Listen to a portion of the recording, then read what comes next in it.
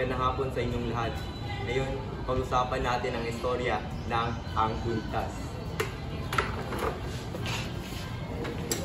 So, ang istorya ng Ang Kwintas, mayroon isang babae, si Matilde. Si Matilde, gusto niya ng isang mayamang buhay. So, ang ginawa ni Matilde ay nagkautang siya para kuhain ito. Ngunit, nung nagkagusto siya ng isang kwintas mula sa kanyang kaibigan na si Madam Forrester, nawala niya ito. Kaya marami siyang mga utang na tambak-tambak hanggang hindi niya na kaya to. Nasaya ang kanyang buhay dahil lang dito.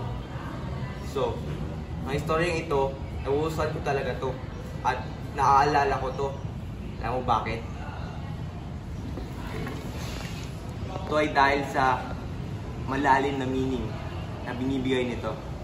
So, ang binibigay nito ay dapat tayo ay kontento sa ating buhay. Bagamat mahirap naman tayo o ano pa man, dapat palagi tayong kontento sa ating buhay. So, ayun lang po.